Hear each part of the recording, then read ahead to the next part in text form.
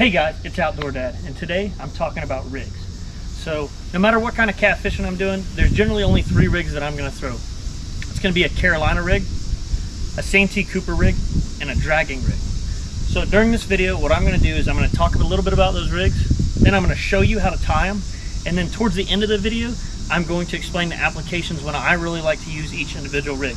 There's certain times that I will never throw a certain rig, and then there's other times where I'll always throw a certain rig. So if you want to catch catfish like this, and maybe even these guys, stick around to the end of the video and hopefully I can teach you guys something today. Alright guys, the first rig that I'm going to talk about today is the Carolina rig. It's by far the most versatile rig, and it's arguably caught more catfish than any other rigs we're going to talk about today. It's extremely simple to tie, and it's really versatile. You can throw this in all kinds of situations, in current, in heavy cover, suspended from a kayak or boat, and cast it from the bank. We'll talk a little bit more about that later on in the video, but this is what you're going to need to tie it. You're going to need some leader line. You need your weight. You'll need a swivel, your sinker stop or a bead. They make some fancier versions of these that are rubber or foam. I just use these little plastic beads from Walmart. The only point of this is to stop the sinker from slamming into your knot and weakening your line. And then obviously you're gonna need a hook. So come over here and I'll show you how to tie it. All right guys, to start off with the Carolina rig, first we're gonna take our main line. This is the line that's coming off of your rod and reel, and we're gonna attach a sinker to it. This is a 6-ounce egg sinker. That's what I use 90% of the time. There are some times where I would prefer a no rule sinker. We'll talk a little bit more about that towards the end of the video. After we put our sinker on our main line, we're then going to take our sinker stop and we are going to feed it onto the line. And then lastly, we're going to take our swivel, and I'm going to use what's called a clinch knot. This is what I use pretty much anytime I'm tying monofilament. So I'm just going to feed the line through here. And now for a big heavy line like this is 80-pound monofilament. I'm probably only going to twist it about 4 or 5 times. The heavier your line is, the less twist you need. If you're going down to anything below 15 pounds, you might want to go to 8 to 10 twist. After I twist it, we're just going to run the tag end back through the bottom, hold some pressure on that, and then we're going to wet our line. Once you wet it, you're just going to cinch it down, get it as tight as you can. As you can see, that's not going anywhere. So this is what we have right here for our main line. Okay, now that we're done with the main line, we're going to tie our leader on. So all that's going to consist of is taking a piece of leader line. I generally prefer around 12 to 14 inches. We're going to tie our hook on to the leader line, and then we're going to attach our leader line to the main line via the swivel. Now I'm only going to show you how to do this once, because regardless of what rig I'm using, I'm always going to tie the hook on the same way. I use what's called a no-knot snell. If you watch, you'll see how it gets its name. So this right here is an 8/0 hook, and to tie this, you're going to take your leader line and you're going to put it through the front of the hook. You're going to leave about 2-3 inches or so, and then you're just going to wrap it. I like to wrap it 8 times. So 1, 2, 3, 4, 5, 6, 7, 8. While I'm doing that, I want to keep it nice and tight. I don't want to let it pull up like this. Okay, nice and tight. And then we're going to run the tag end through the back of the hook. And then all we're going to do is just pull it tight. Now that's all that's keeping this hook in place, is the tension. All right, so if you're like me and you get kind of particular about tag ends, it's okay to trim this up a little bit, but leave about a 1/2 inch or so, because you don't want to risk cutting it too short and having that tag end feed up into the knot. Then you're going to lose your integrity. One really cool feature about the no-knot snell is you get kind of a trigger action on it. If you see, when I pull on this line, it's going to make the point of that hook want to shoot back towards me. So one way to test and make sure you tied it right is if you take your hand like this and you kind of just drag it across, if you see, it's going to push the point of that hook into my hand. That is the goal of a circle hook. You're not actually going to jerk your rod and set the hook into the fish. The fish is going to put the bait in its mouth, and as it swims away, it's going to push the point of that hook into the fish. That's why I really like this knot. All right, so the last thing we have to do to finish the Carolina rig is just tie our leader line onto our main line. So once again, I'm just going to use a clinch knot, push it through, We're going to twist it about 4 or 5 times. We're going to put the tag end through the loop, and we're going to wet it, and then just pull it tight. And that's not going to go anywhere. I've never had a knot fail when catfishing with using any of these knots. So if you're not already using them, I recommend giving them a try. Just something to note, you don't want to use a clinch knot if you're using braided line. Braided line, you've got to tie kind of particular knots or they'll slip. I like a Palomar for braid. That's about the only time I tie anything other than a clinch or a no-knot snail though. Alright guys, the next rig we're going to be talking about is going to be a Santee Cooper rig. Now this is the rig that's going to be on my pole about 80% of the time if I'm casting baits on the bottom. It's one of my favorite rigs. There are some times that I absolutely avoid using it. We'll talk about that a little later once again.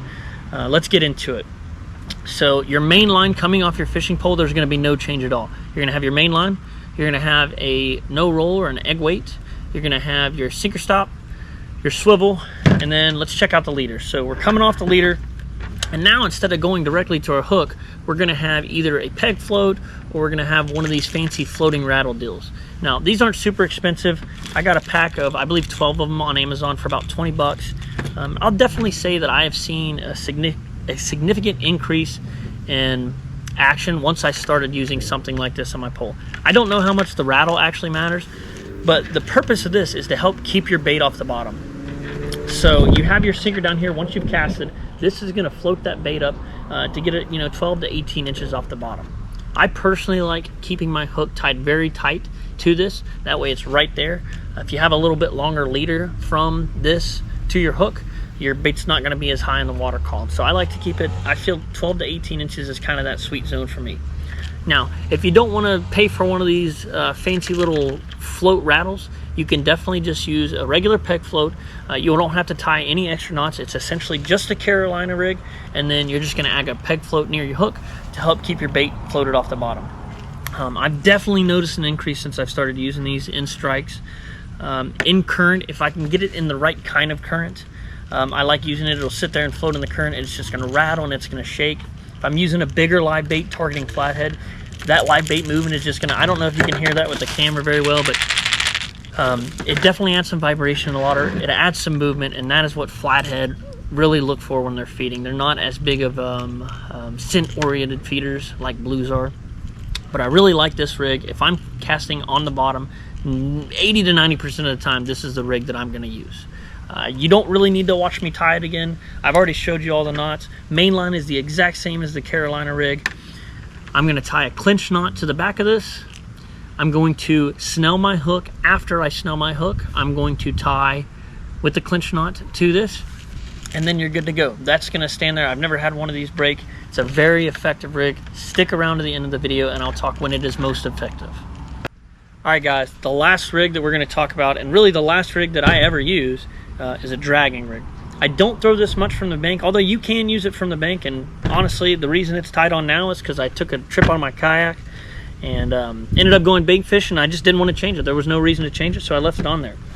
So this rig is very similar to a Santee Cooper rig.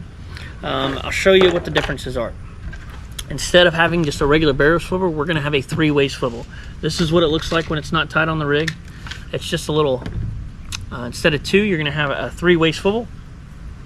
And instead of a normal no-roll sinker or an egg sinker, we're now going to have what's called a dragging weight. Now, the purpose of this is to keep you from getting snagged. Where a normal no-roll or an egg, as it's getting dragged on the bottom, it's really easy for it to get stuck in brush and rocks and stuff like that. The purpose of this is to be casted from your boat or kayak or whatever, and you're actually going to drag that sinker on the bottom, and it's going to get into that structure and it's just going to kind of go right over it. Now these are not foolproof, but you will absolutely notice a drastic reduction in getting snagged if you use a sinker like this. They're a little bit more expensive than just your no-rolls or your eggs, or even your big coin disc, your river disc, coin sinkers. I definitely wouldn't buy these if you're just fishing on the bank, but if you're going to be dragging baits from a kayak or boat, they're pretty much a must-have. Now, we'll go over the rig in depth. So, like I said, your main line, you're not going to have anything at all on your main line. You're going to tie that directly to that 3-way swivel, just like that. You're going to use the clinch knot just like we've done in all the other videos. And then On one of the other ends of your swivel, you're going to tie your leader line. Leader line is going to be the exact same as a Santee Cooper. I've got 12 to 18 inches of leader here, and then it's going to connect to my rattle float or your peg float, whatever you want to do. Then we're going to have the hook coming off of it. Very simple. You know, clinch knot, clinch knot, clinch knot, and then snell it on the hook. Always snell your hook first, then tie it. And then instead of your egg or your no roll, we're going to have the dragging weight. Now, really the only time that I'm going to tie this onto my pole to go fishing is if I'm dragging on a boat or a kayak, but you're absolutely fine to throw this from the bank. If anything, it's going to help you keep out of snags. All right, now for the best part, I'm going to talk about when I like to use these rigs. So the dragon rig, I'm sorry if there's a little bit of wind noise. It's Kansas, unfortunately can't do much about it. Anyways, the dragon rig, that one's pretty obvious. I'm going to use this if I'm fishing from a kayak and I am dragging baits behind the kayak, or if that's what I've got tied on and I'm going to be anchored down and just casting baits, I'll use the dragging rig. Other than that, that's about it. It's a very effective rig, but it really has its place. So we'll go ahead and move on from that. Let's talk about the Santee Cooper rig. So anytime that I am casting baits, I'm going to use a Santee Cooper rig, except if I'm fishing in heavy current, where the current's running from left to right or right to left. So what I mean by that, if you're sitting here on the bank and the current is flowing this way or this way and you're casting into the current, you don't want to use a Santee Cooper rig or any kind of float rattle or peg float, anything like that. All that's going to do is add surface area and add buoyancy to allow that current to push your baits that much farther down the bank. You're going to want to switch in that situation. You're going to want to switch to a Carolina rig with a big no roll sinker. These are really great because they're going to set on the bottom of the river like this, or the lake, whatever, and they're going to help keep your bait where you cast your bait, instead of something like this that's going to allow that current to just push your bait around more. Now, if you're in a situation where you're fishing maybe the point where two rivers meet, or a feeder creek or something like that, where you're on a point and the current is pushing this way away from you and you're able to cast into that current, that's the ideal setup in my mind to bank fish with a Santee Cooper rig. That bait is going to be sitting in the water like this, and it's just going to be working in the current, whether it's a live bait or a cut piece of bait. It's just going to be sitting there working in that current. It's going to be adding vibration, it's going to be adding noise, it's going to be adding everything that we want in order to target those big trophy flathead. So these are great anytime that you're casting baits on the bottom, except if you're throwing in a current that's going left to right or right to left from where you're throwing. You don't want anything that's just gonna add surface area and help push your baits down the bank. All right, moving on to the last rig. We've already talked about this. This is the Carolina rig. That's the one where we have the sinker, the swivel, and then we're gonna go directly to a hook. This is, like I said, the most versatile rig. You can use it in pretty much any situation that I've talked about, other than when you're dragging baits. You don't want to do that. You're going to get a lot of snags. But you can use this for casting in rivers, in lakes, and heavy current. It doesn't matter. You can always throw something like a no roll on to help fight that current, and use this for suspending under kayaks or boats. And the times that I'm really going to look to use a Carolina rig are if I'm suspending under a kayak or a boat. If I'm in a heavy current like I talked about, where you're casting in a current that's going left or right of you, we want to get away from anything that's going to add buoyancy and push our bait. And then lastly, if I'm fishing in a situation where I need to cast long, most of the time that's not the case, but if I'm fishing in a situation where I need to cast long to get to a piece of structure or to get to a deep hole, anything like that, I'm going to cut off anything that's going to add surface area to my line. And when you have something on like a float or one of these rattle floats that's not very dense and it's got a lot of surface area, this is absolutely going to have an impact on your casting distance. So if it's a situation like that where I really need a long distance cast, I'm going to cut this off and I'm just going to snell a hook onto my leader line and I'm going to throw it just like that. But anyways, if you're newer to catfishing, newer to targeting trophy catfish, you want to keep it simple with the Carolina rig. It's an absolutely amazing rig. I just myself recently started using the floats, rattles, stuff like that. Carolina rig will catch big fish. If you're using live bait, if you're using cut bait, it doesn't matter. The only difference is instead of having your bait floating a couple feet off the bottom, it's going to put your bait on the bottom. Hey guys, I really hope you liked the video. I hope it's helped you in some way. If you guys have any questions, let me know. I'm kind of new to social media. This is my first YouTube video. I plan on putting a lot more on this summer. I've got Facebook, Instagram, and TikTok. They've got a lot more videos on them, a lot more pictures of some of the fish I've caught. I might be a little newer to the social media world, but I'm definitely not new to the world of trophy catfishing. If you go check out my other pages, I'll put a link in the description. I've got some of the pictures of my catches and my family's catches on there. And I'll show you how we've used these exact rigs to catch monster catfish. So I hope you liked it. If you do, like it, subscribe it, share it with your friends. If you have any questions, let me know and I'll do my best to answer. Thanks, guys.